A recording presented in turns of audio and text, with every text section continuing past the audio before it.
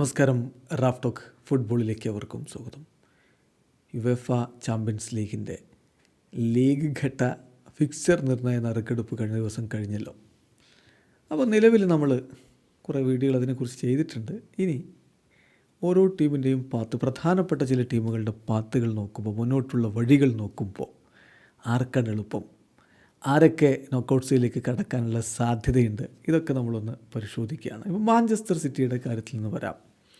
Manchester സിറ്റിക്ക് ഉള്ള ഓപ്പണൻസിൽ home opponents വരുന്നത് ഇൻ്റർ മിലാനും ക്ലബ് ബ്രൂഗയും ഫെനൂർദും സ്പാർട്ട പ്രാഹയുമാണ്.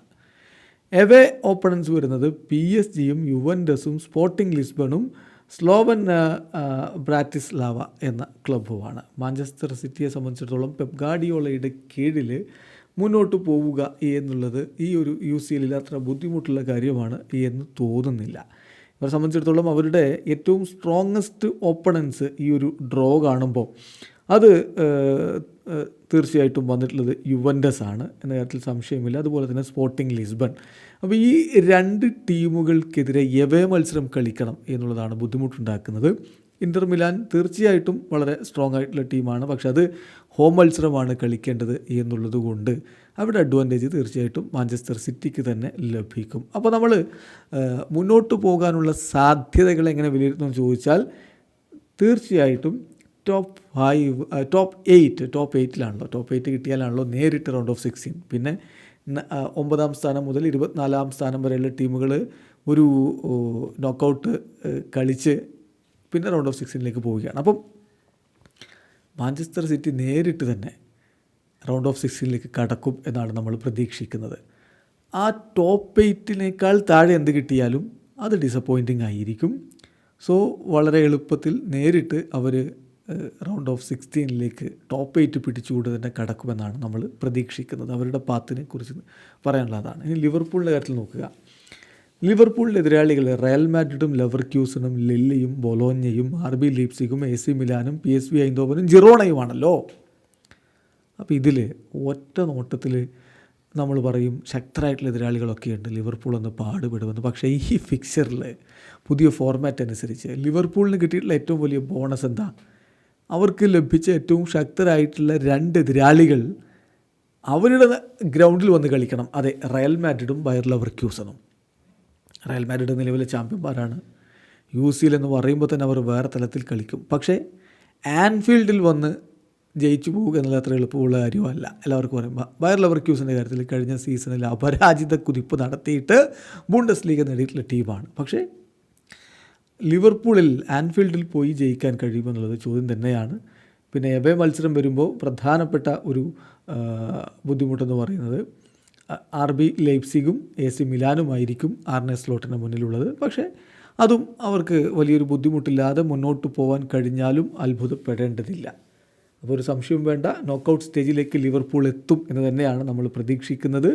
ഒരു പക്ഷേ 8 മത്സരങ്ങളും അവർ വിജയിച്ചാലും അത്ഭുതപ്പെടേണ്ടതില്ല എന്ന് പ്രതികരിക്കുന്നവരുണ്ട്. ഇപ്പം ESPN FCയുടെ എക്സ്പേർട്ട് മാർക്ക് ഓഗ്ദനൊക്കെ പറഞ്ഞ് 8 കളികളും അവർ വിജയിച്ചേക്കാമെന്നാണ്. അതായത് റയലിനെ അടക്കം അവർ തോൽപ്പിച്ചേക്കുമെന്ന് പറയുന്നുണ്ട്. അതിൻ്റെ ഒരു കാരണം എന്ന് പറയുന്നത് ഹോം മത്സരമാണ് റയലിനെതിരെ വരുന്നത് എന്നുള്ളത് കൊണ്ടാണ്. അപ്പം ലിവർപൂൾ മുന്നോട്ട് പോകും എന്ന് തന്നെയാണ് നമ്മൾ കരുതുന്നത്. ഇനി ആഴ്സണലിൻ്റെ കാര്യം വന്നാൽ PSG-യും ഷാക്തർ ഡൊണസ്കും ഡൈനാമോ സെഗ്രബും AS മൊണോക്കോയും ആഴ്സണലിൻ്റെ മൈതാനത്ത് വന്ന് കളിക്കും. എവേ ഓപ്പണൻസ് ആയിട്ട് വരുന്നത് ഇൻ്റർ മിലാനും അറ്റ്ലാൻ്റയും സ്പോർട്ടിംഗ് ലിസ്ബണും ജിറോണയുമാണ്.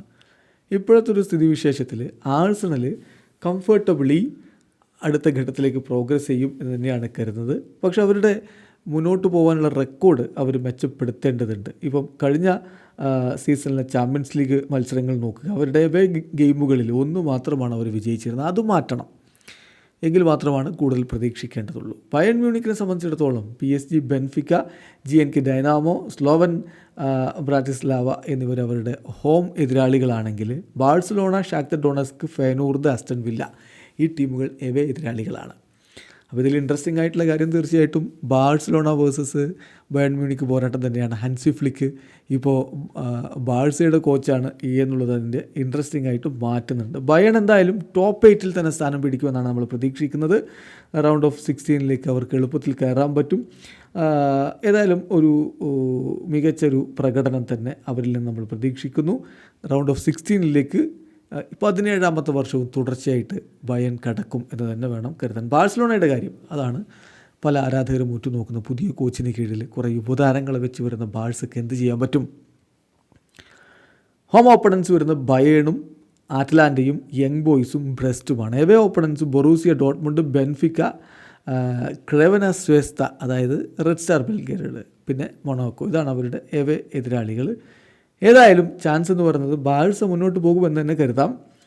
പക്ഷേ ടോപ്പ് 8 ഉണ്ടാകുമോ ഇല്ലയോ എന്നുള്ളതൊരു ചോദ്യമാണ്. ടോപ്പ് 8 ഇല്ലെങ്കിലും ഇപ്പോൾ 9 മുതൽ 24 വരെ സ്ഥാനമുള്ള ടീമുകൾക്ക് ഒരു നോക്കൗട്ട് ഫേസ് കളിച്ച് റൗണ്ട് ഓഫ് 16 കടക്കാവുന്നതേ ഉള്ളൂ. പക്ഷേ അവിടെ ഒരു ചോദ്യമുണ്ട്. എന്നാൽ പോലും ബാഴ്സലോണ മുന്നോട്ട് പോകും എന്ന് തന്നെയാണ് മിക്കവരും കരുതുന്നത്. അത് തന്നെയാണ് നമുക്കും പറയാനുള്ളത്.